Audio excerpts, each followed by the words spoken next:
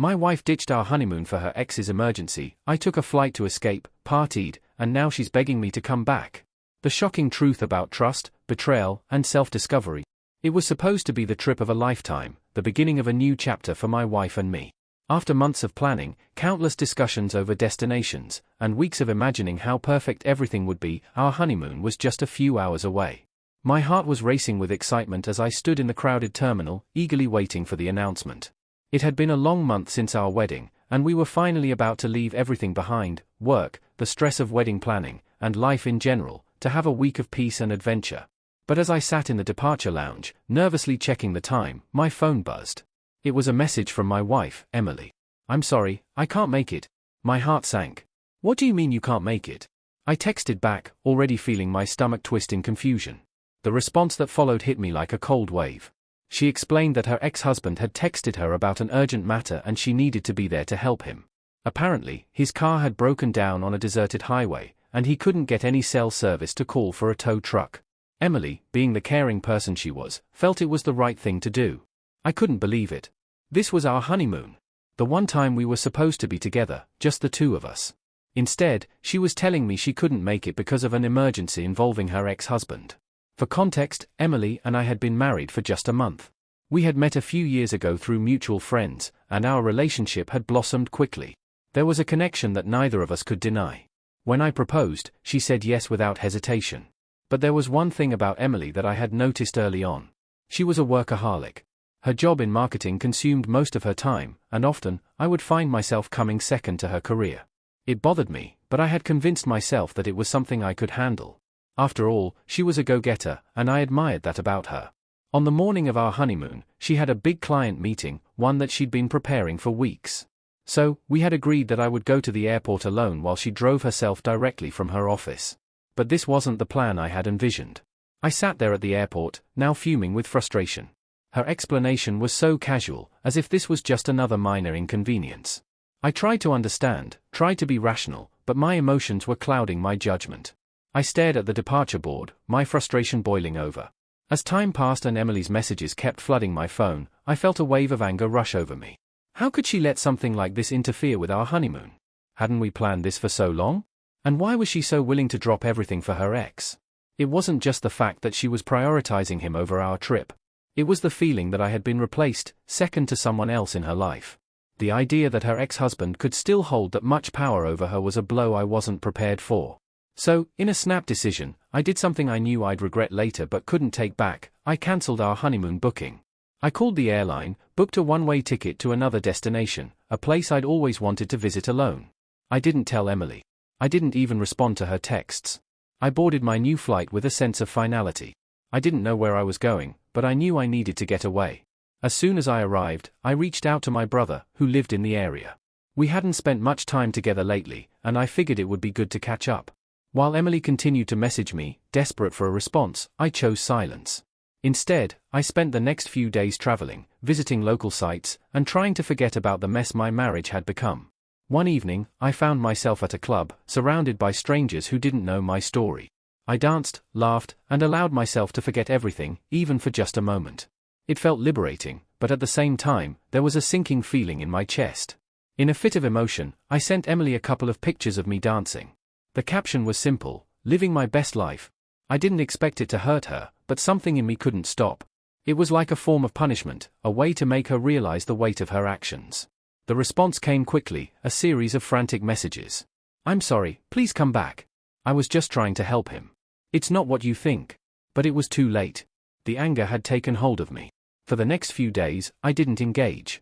I stayed with my brother, away from the mess. Meanwhile, our families began to get involved. Emily's parents were upset with me for not communicating and for being so harsh. My parents, while sympathetic to my frustrations, also thought I was overreacting. They all thought I was being selfish for not understanding that Emily was just being kind to her ex. But in my mind, this was bigger than just one situation. It wasn't just the fact that Emily had chosen to be with her ex at the last minute, it was about trust, priorities, and how much space we allowed others to occupy in our lives. I wasn't sure how things would turn out. Would Emily be able to regain my trust? Would we ever be able to move past this? The honeymoon that was supposed to bring us closer had only pulled us further apart. Days passed, and I found myself lost in a haze of confusion. My emotions were at war. One part of me wanted to make things right with Emily, while the other part was still enraged, unable to shake the feeling of betrayal. Every time I thought about her choosing to drop everything for her ex, the anger flared up again. I spent most of my days wandering the city, trying to clear my mind. The bustling streets, vibrant with life and energy, couldn't distract me from the chaos inside my head. The thought of Emily, her pleading messages, the sadness in her voice when we last spoke, kept haunting me. But there was something else too, something deeper that I wasn't ready to confront yet. It wasn't just about her ex. It was about us, about the cracks in our relationship that I had ignored or perhaps hadn't noticed at all. One night, as I sat in a quiet cafe, sipping on a lukewarm coffee, I received another message from Emily. This time, it wasn't just words, it was a voice note. I hesitated for a moment before pressing play. "I'm sorry, I didn't mean to hurt you." Her voice trembled through the speaker, a sharp contrast to the confident, businesswoman tone I was used to hearing. I don't know what happened. I swear it wasn't anything like you think. You have to believe me. Please don't shut me out." Her voice cracked at the end, and my chest tightened. Was this genuine? Was she truly apologizing, or was she just trying to salvage the situation? I wanted to respond, to tell her everything I was feeling, but the words wouldn't come. Instead, I pressed the phone to my ear, listening to her voice again and again. It was like I was clinging to some hope, even if I didn't know what that hope looked like. But there was a part of me that couldn't let go of the feeling of abandonment. Her actions were the catalyst for everything that followed, her sudden change of plans, the way she dropped our trip for someone else, the lack of consideration for what we were supposed to share together. How could I not feel betrayed? That night, I couldn't sleep. My mind raced with thoughts and scenarios. What if I had misunderstood everything? What if she really did care for me, and this was just a moment of weakness? But another thought kept nagging me. Had she always been this way, choosing work and obligations over our relationship? Was it something I could ignore forever? I woke up early the next morning, the weight of the unresolved conflict still heavy on my chest. I decided to leave my brother's place for a bit, to gather my thoughts. The walk through the city was both meditative and unsettling. The more I thought about it, the more I realized that I had been pushing aside my own feelings for the sake of trying to make things work. I had always told myself that things would get better, that I would learn to adjust to Emily's workaholic ways. But maybe I wasn't okay with it after all. I stopped in front of a park bench and sat down, looking at the surrounding landscape, the vibrant green trees, the couples strolling by, the families with children. It all felt so far removed from what was happening between Emily and me. I wanted to be able to see a way forward, to understand how we could heal from this, but I had no clear answers. My phone buzzed again. It was another message from Emily. "I know you're upset. I don't expect things to be okay right away. But please, can we talk? Can you come back home and we'll figure this out? I miss you." The simplicity of her words struck me. She wasn't demanding anything, she wasn't pressuring me. She was just asking for a chance to explain herself. And yet, something about that request made me feel both comforted and uncertain. As I made my way back to my brother's place, I wrestled with my feelings. I wanted to be angry. I wanted to stay angry, because it felt safer, like I had some control over the situation. But deep down, I knew that wasn't the solution. We couldn't fix this if I refused to even listen to her side of things. That night, I sat down and typed out a message to Emily. "I'll come back tomorrow. We need to talk." It wasn't much, but it was a step. It was me opening the door, even just a crack, to the possibility of reconciliation. When I returned, I found Emily waiting for me at the doorstep, looking both relieved and exhausted. Her eyes were red, and she seemed like she hadn't slept in days. As soon as I stepped out of the taxi, she rushed to me, but I held up my hand, signaling that I needed space. "I don't know how to do this," I said, my voice shaky. "I don't know if I can just forget everything that happened." Emily nodded, her eyes full of regret. "I don't expect you to forget," she whispered. "I just want you to hear me out. Can we please talk?" I nodded and followed her inside, where we sat on the couch in silence for a few moments. The weight of the situation hung heavily between us, but there was also a sense of relief, a tiny spark of hope. Emily spoke first, her voice softer than I had ever heard it. "I know I messed up. I know I hurt you. But please understand, when my ex called, I didn't know what to do. I wasn't thinking straight. I should have told you right away that I wasn't going to be able to make it, but I didn't want to disappoint you. I didn't want to let you down. I didn't say anything at first. I just listened, trying to read her expression. She seemed genuinely remorseful, but could I trust that? Or was this just a well-rehearsed apology? When we got married, I thought everything would just fall into place," she continued. "But I've been so wrapped up in my own world, my work, my past, that I forgot about the most important thing, the person sitting right in front of me. And that person is you." Tears welled up in my eyes as I listened. This wasn't just an apology. It was an acknowledgement of her flaws, her mistakes, and an understanding of how much she had hurt me. I had always known Emily was a driven woman, but this was different. She was finally recognizing how her actions had affected me. And maybe, just maybe, she was willing to change. "I'm sorry," she whispered again, reaching for my hand. "I never meant to hurt you like this." The words were enough to crack the armor I had built around myself. The anger that had kept me away for so long began to dissolve, replaced by something else, uncertainty, but also hope. Maybe it wasn't too late. Maybe we could still fix this. But there was a question I needed to ask, a question that would define our future. "What about your ex?" I asked, my voice tight. "Where do I fit in with all of that?" Emily paused, her face serious. "I know it's hard to understand, but he's a part of my past. We're not involved anymore. I was just trying to help him, but I should have considered how it made you feel. You're the one I want to be with. You're the one I promised to spend my life with." I took a deep breath, processing her words. There was still so much to work through, but at least she was being honest with me now. The trust that had been shaken wasn't going to rebuild overnight, but hearing her speak with such conviction made me feel like we had a chance. A chance to heal. "I'm not sure if we can just pick up where we left off," I said slowly. "But I'm willing to try. I think we both have a lot of work to do." Emily nodded, her eyes searching mine for some sign of hope. "I'm ready. I'll do whatever it takes." The days that followed Emily's heartfelt apology were filled with awkward silences and uncertain steps. We were both tentative, trying to navigate the complexities of our marriage that had been shaken by unexpected events. We hadn't immediately resumed normalcy. Instead, we spent hours talking, really talking, about what had gone wrong.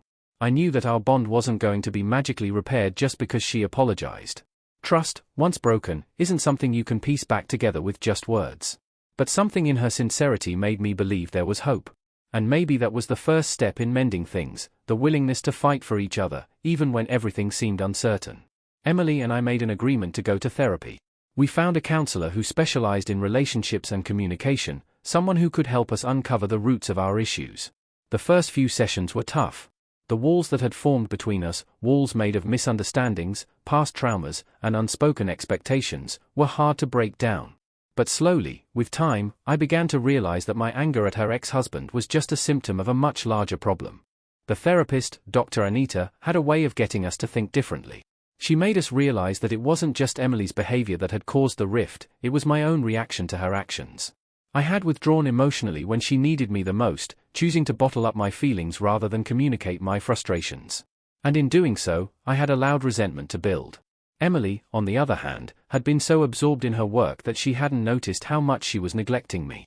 She hadn't realized the toll her actions were taking on our relationship until it was almost too late. In one of our sessions, Dr. Anita asked a question that hit me like a ton of bricks. "What did you both expect from your marriage, and what have you been willing to give up to make it work?" The answer wasn't clear at first, but as we dug deeper, it became apparent that we had both entered this marriage with different expectations.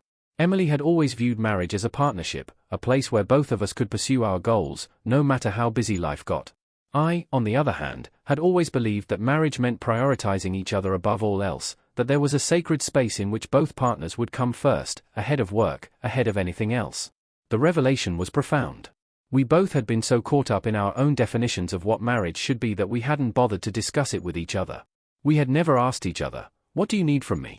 And so, we began to talk, really talk, about our needs, our desires, and our fears. We were no longer just partners on paper, we were human beings with flaws, with histories, and with aspirations that sometimes conflicted with one another. It wasn't easy. There were moments when I questioned if we could ever really get back to where we were before. The idea of honeymooning again, of rekindling the kind of romantic energy we had once shared, seemed impossible. But I also understood that love isn't just about grand gestures and romantic getaways, it's about small, everyday acts of kindness and understanding. Emily and I started working on those small acts.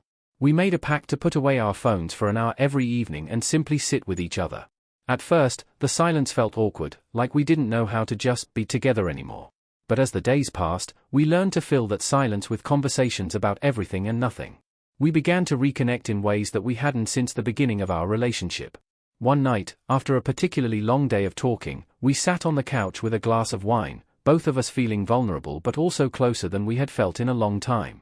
Emily turned to me with a soft smile and said, "I know I've hurt you, but I need you to know that I am here now. I'm here for you, for us." Her words, simple but sincere, resonated deep within me. For the first time in weeks, I felt like we were on the same page again, like we were working together instead of against each other. Over time, the tension in our home began to ease.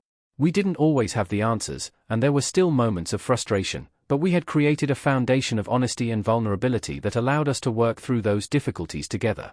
It was on the 1-month anniversary of the incident, when everything had started to feel like a distant memory, that Emily surprised me with a gesture that I hadn't expected, a proposal. We had gone for a quiet dinner at a small, intimate restaurant that we had frequented early in our relationship. After dessert, she took my hand, her fingers trembling slightly as she spoke. "I know I messed up," she began, her voice low and earnest. "But I want to make this work. I want to show you that I'm committed to you, to us, in every way possible. So, I have one more question to ask." She reached into her purse and pulled out a small, velvet box. As she opened it, my heart skipped a beat. Inside was a delicate silver bracelet, engraved with the words through thick and thin, "I choose you." I blinked in surprise, unsure of what was happening. "Emily, what?" "I'm asking you to give me a second chance," she said, her eyes glistening with emotion. "Not just because of what happened with the honeymoon, but because I want to be the wife you deserve. I want to put you first, I want us to grow together, to build something beautiful. Will you wear this bracelet as a reminder that I'm committed to our future?" Tears welled up in my eyes as I looked at her. It wasn't the grand gesture of a proposal with a ring, but it was something that meant so much more. It was a symbol of her commitment, her willingness to fight for our relationship, and her desire to rebuild what we had lost. I didn't hesitate. I nodded, tears slipping down my cheeks. "Yes, Emily. I choose you, too." She slipped the bracelet onto my wrist, and for the first time in weeks, everything felt right again. It wasn't perfect, but it was real. We still had work to do, but we were no longer just two people stuck in a rut, we were a couple determined to rebuild from the ground up, stronger than before. The months that followed were filled with challenges, growth, and newfound understanding. Emily and I continued our therapy sessions, learning how to communicate more effectively and how to balance our individual dreams with our shared goals. Our honeymoon, which we had once considered a failure, became a metaphor for our relationship, a journey that required patience, understanding, and the willingness to grow together. As time passed, we found new ways to reconnect, spontaneous weekend getaways, quiet evenings spent cooking dinner together, and long walks where we simply enjoyed each other's company. Slowly but surely, we rebuilt the foundation of our marriage. There were still moments of doubt, moments when we questioned whether we could truly overcome everything that had happened.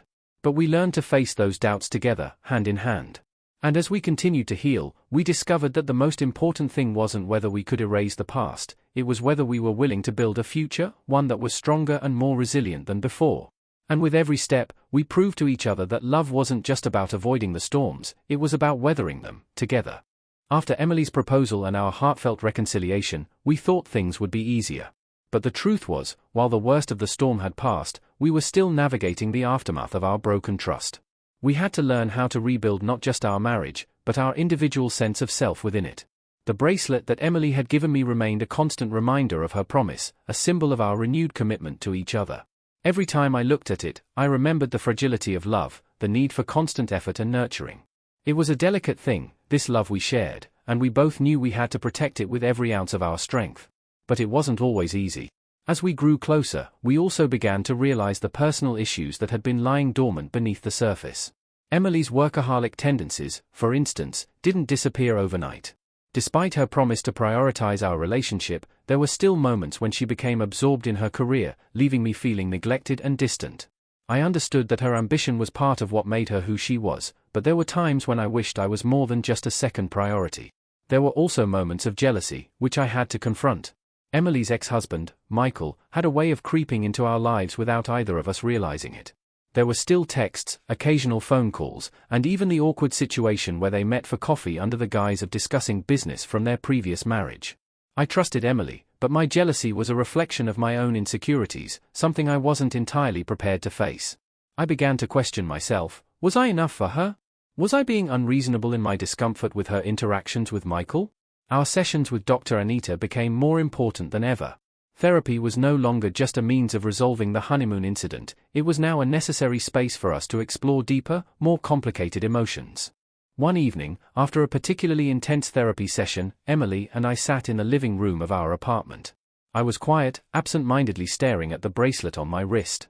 It was a reminder, but it also became a trigger for my fears. Emily noticed my distant gaze and broke the silence. Talk to me, she said, her voice gentle. I can tell something's bothering you. I took a deep breath. It's Michael. I don't know. I thought I was okay with it, but every time I hear about him or see his name on your phone, I feel this knot in my stomach. Emily's face softened. She put down her book and turned to face me fully. I understand. It's something I know we need to address. I don't want you to feel insecure or threatened by him. But I also need you to trust me. You're the one I chose, not him. I nodded slowly, trying to calm the storm of emotions inside me. I know. And I trust you, Emily. But it's not just about trust. I feel like I'm not enough for you. That maybe, deep down, you still have some unresolved feelings for him. Her eyes widened in realization, and she took my hands in hers. Listen to me. I don't have any lingering feelings for Michael. I know we had issues with closure, but I swear to you, my heart belongs to you. There's no part of me that wants to go back to that life. I could see the sincerity in her eyes. But still, a small part of me struggled with the idea. Was I really the one she wanted? Was I really the one who made her feel complete? The thoughts lingered, but I knew I had to trust her if we were ever going to move forward. It took time, and the jealousy didn't disappear overnight, but Emily made sure to reassure me every step of the way. She invited me to join her during meetings or social events where Michael would be present, helping me feel included and less like an outsider in her world. We also agreed on boundaries. Emily promised to limit contact with her ex-husband unless it was absolutely necessary, and we worked together to ensure that no situation would feel like a threat to our relationship. But the tension didn't stop there. As I began to work through my jealousy, Emily's commitment to her career became an increasing point of friction. It wasn't that I wanted her to stop working, I understood that her job was a significant part of her identity.